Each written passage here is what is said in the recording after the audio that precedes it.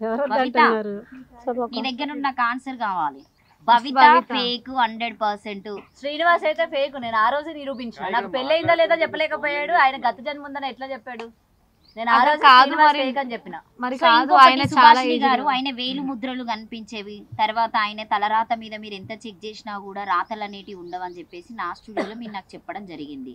అది చూపించారా వీడియోలో? నేను మిస్ అయినా కొన్ని పరిస్థితుల వల్ల నేను మీ వీడియో తీయలేకపోయిన శ్రీనివాస్ గారిది కాబట్టి. కానీ 100% చేస్తా, ఖచ్చితంగా ఫేక్ అని నేనే నిరూపిస్తా. అది మీరు రెడీగానే ఉండాలి చేశారు కాబట్టి. సో పెట్టారు అది ఇప్పుడు నేను క్లీన్ చేసుకొని చూపెట్టాలని అడిగాను. ఇంకా అది కనిపించలే. సరే కాళ్ళ కింద మచ్చ చూపించాలంటే నాకేమో దైవ స్వభావ దేవుడు నాకు కనిపిస్తాననే ఉండాలంట. దేవుడు కనిపించిన మేము మాట్లాడేది మీకు బాధ అనిపించవచ్చు, ఎందుకంటే మీ దగ్గర ఏది లేనప్పుడు మమ్మల్ని కూడా నమ్మరు కదా. వేరే న్యూస్ కి వెళ్తే వీళ్ళంతా ఫేక్ న్యూస్ చేస్తున్నారు. బాధపడడానికి మీరేమన్నా ఒక్క నిమిషం ఒకసారి అవ్వండి. ఇంకోటి ఒక్కటే పంపించుకోండి. ఇంకా చూపించండి, కెమెరాలు చూపించండి. ఇప్పుడు మేము భయపడుతున్నామంటే భయం తప్పు చేసిన వాళ్ళు భయపడతారు, తప్పు లేనప్పుడు మేము ఎందుకు భయపడతాం మేడం? మరి తప్పు లేనప్పుడు మీరు సంవత్సరం అవుతుంది ఒక్కడిగా ఒకటన్నా ప్రూఫ్ చూపియాలి మరి అందరూ కాదు. మీరు జనరల్ గా మాట్లాడితే మీరు ఏమైనా ప్రూఫ్ చూపియండి. ఎవరు నమ్ముతారు మిమ్మల్ని? ఎందుకు నమ్మాలి? నమ్మమని మేము చెప్పలేదు.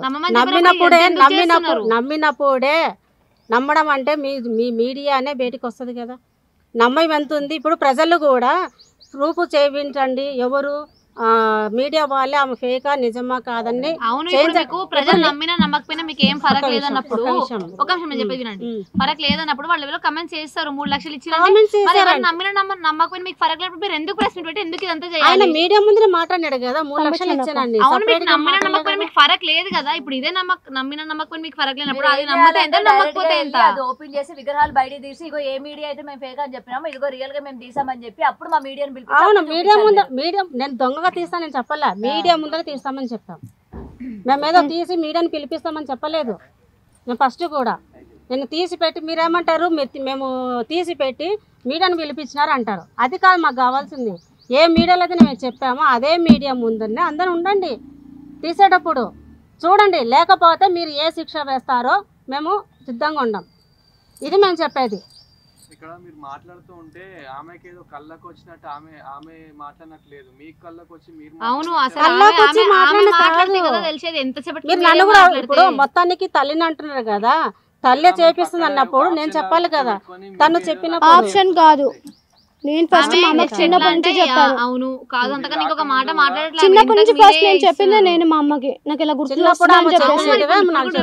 నువ్వే చెప్పు. మరి మీ అమ్మ చెప్తే ఎవరు నమ్ముతారు? నువ్వు చెప్పు మరి గట్టిగా, ఇది కాదు ఇది అని. నేను చెప్పినా సరే నన్ను ఎంతగా బ్లేమ్ చేస్తున్నారు కదా. కానీ నేను తీసుకొని వచ్చి ప్రూఫ్ చూపిస్తా అన్నాను. విజయనగరం సంబంధించినప్పుడు అతని దగ్గరికి పోదాం, డైరెక్ట్ అందరం కలిసిపోదాం. నేను పోయిన తర్వాత ఇతను మళ్ళీ అలాంటప్పుడు ప్రూఫ్స్ నేను చెప్పానండి. అక్కడ ప్రూఫ్ చేయకుండా మాట్లాడాలి కాదు. ఇక్కడికి వస్తే అవి డైరీ చూపిస్తాము, అట్లీస్ట్ మీరు పౌర్ణమి విడిస్తాం, అది చూపి ఏమైనా ఫోటోస్ చెప్పాను కదా. ఫోటోస్ ఆల్రెడీ రివీల్ చేసాము, హాస్పిటల్లో చేసిన వీడియోస్ పంపించాము. మీకు అందరికి వీడియోస్ పంపమంటారు హాస్పిటల్ తీసేది అంటే? అరే బవిత 1 year లకి వెళ్ళి ఇది ఒక్కటే రాసినవారా పేపర్ మొత్తం? అదొక్కటే ఉంది అక్క నా దగ్గర మొత్తం 1 year నుండి ఇది ఒకటే నాకు గుర్తొచ్చింది. సగం సగం రాసావా? లేదక్క, నాకు గుర్తొచ్చినప్పుడు నాకు కొంచెం కొంచెమే గుర్తొచ్చింది. మీరున్నది ఏంటంటే నాగలోకం నుంచి భూలోకంలోకి ప్రతి పౌర్ణమి రోజున మీరిద్దరు వెళ్తారు. సో ఆ కొండ మధ్యలోకి వెళ్ళి మీరిద్దరు కలుసుకోవడం అట్లాంటివి జరగడమా? మీ ఇద్దరికి పిల్లలు లేదక్క, జన్మలో లేడని చెప్పాను. పిల్లలు లేరక్క, పిల్లలు లేరు. ఓన్లీ పెళ్ళయింది తర్వాత దానికోసం చంపేశారని చెప్పాను. అక్కడ కావాలంటే మీరు చూసుకోండి. నాకు ఒకటే పేపర్ వచ్చింది, ఇంకా మొత్తం రాలేదు. నేను తర్వాత పంపిస్తాను. పీడిఎఫ్ చేసి పంపియండి, ఎందుకంటే మేము కూడా అక్కడ పెట్టాలన్నా ప్రతిదీ కావాలి. సరే పంపిస్తాను.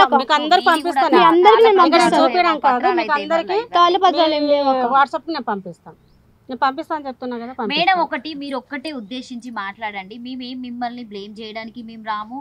సో ఎందుకంటే జనాలు మమ్మల్ని మీడియాని వెర్రోళ్ళు అనొద్దు. అందుకే కదా మీడియాని బయటకు తీసుకొస్తుంది కదా. మేడం చెప్పినట్టుగానే ఒక అబ్బాయి అక్కడ ఊగినంత సేపు ఊగిండు తీయండి తీయండి తీయండి అని అన్నాడు. ఎండలో ఏం చేసినా కూడా రేపటి దినాన్ని ఊగొచ్చు కదా. మీ నేను ఇలాగే ఉంటా. అసలు నాకు అమ్మవారే పూనదక్క. మంత్రాలు తంత్రాలు మంత్రాలు రావు, తంత్రాలు రావు, ఏమి రావు నాకు. ఏం మంత్రాలు తంత్రాలు రాండి. నువ్వు ఆ గృహలోకి వెళ్ళిపోయిన తర్వాత సో ఏ మంత్రం తంత్రము చదువుకోకుండా అందులోనే నువ్వు ఇరుకుతే నిన్ను ఎవరు తీస్తారు? ఏం ఇరుక్కోనక్క.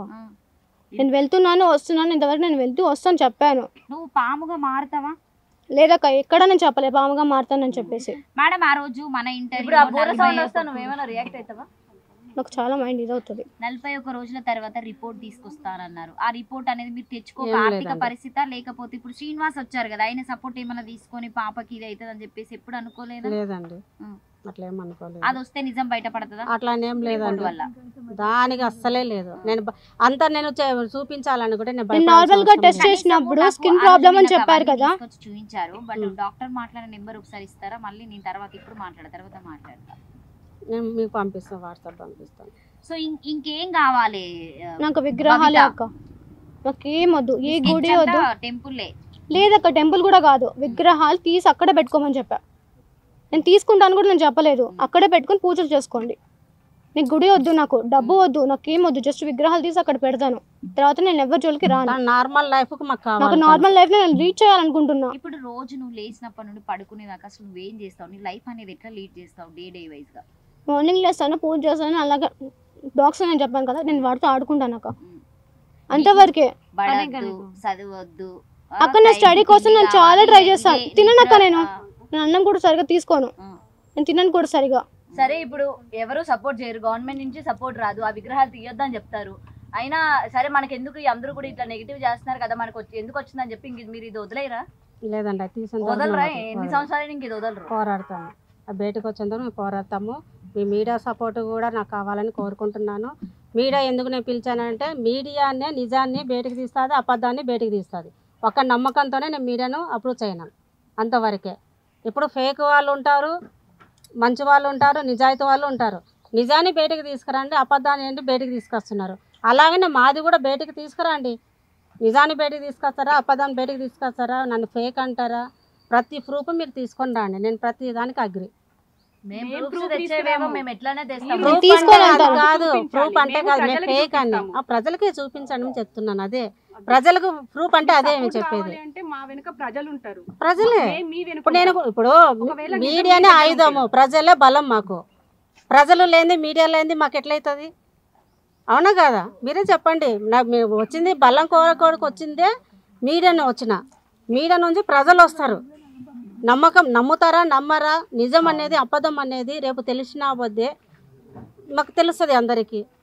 అది చూపించేది ఎవరు? మీడియానే కదా ప్రజలకు కూడా. నిజం ఎంత ఉంది, అబద్ధం ఎంత ఉంది, వీళ్ళు ఎంతవరకు రీచ్ అవుతున్నారు, దేనికి పోరాడుతున్నారు. నేను ప్రతి దాంతో కూడా నేను సబ్జెక్ట్ చూసుకోండి, మేము దేనికి పోరాడుతున్నాము అది చూసుకోండి. నేను డబ్బుల కోసం నేను ఆశపడి రాలేదండి. నేను ప్రతి మీడియాకు ఒక ఆడపిల్లని వేసుకొని నేను సపోర్ట్తో నేను వస్తున్నా. నేను దేనికి మోడల్ డ్రాప్ అయిపోయాను అవ్వాలని నా కోరిక, నా రీచ్ అవ్వాలని ప్రతి ఆడపిల్లకు ఒక డ్రీమ్ ఉంటుంది. ఆ డ్రీములు ఉన్నప్పుడు మీరు అడిగినారు, మీరు నువ్వేం కావాలనుకున్నప్పుడు నా ఫ్యూచర్ ఇలా అనుకున్నాను, నేను మోడలింగ్ కావాలనుకున్నాను. నాకు ఈ ప్రాబ్లం వల్ల నేను అవ్వలేకపోయాను. ఇక్కడ నేను ఒకవేళ బ్యాడ్ చెప్తాను నేనే బ్యాడ్ అయిపోతా, నా ఫ్యామిలీ మొత్తం రోడ్డుకి వస్తుంది. సోషల్ మీడియా ఏం చూడవు, బయట టెక్నాలజీ నీకు ఏం తెలియదు, నీకు మోడల్ కావాలన్న ఆలోచన ఎట్లా వచ్చిందంటావు? చిన్నప్పుడు ఉండేది అంటే కనుక నేను ఇక్కడ హైదరాబాద్కి వచ్చిన తర్వాత మా మమ్మీ కోసం అప్పుడు నా హెల్త్ బాగాలే అని చెప్పేసి హైదరాబాద్ తీసుకొని వచ్చింది. హాస్పిటల్స్ తిరిగాము. అప్పుడు అక్క ప్లీజ్ అక్క ప్లీజ్ అక్క అట్లా ఇయ్యొద్దు కదా. నువ్వేం కాలేదు ఈ రోజు, నాకు ప్రూవ్ కావాలి.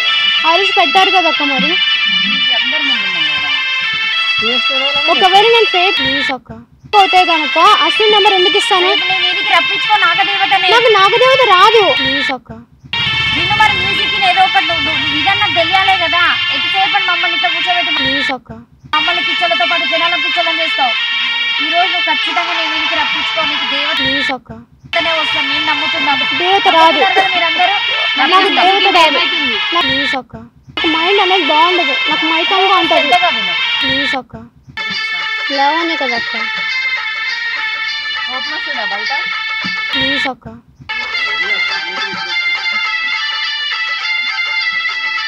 ప్లీజ్ అక్క ఏ పాటలు అంటే బాగా ఇష్టం? వినను అక్క ప్లీజ్ అక్క. హీరో ఎవరు లేరక్క, పాము కూడా ఏం లేదు.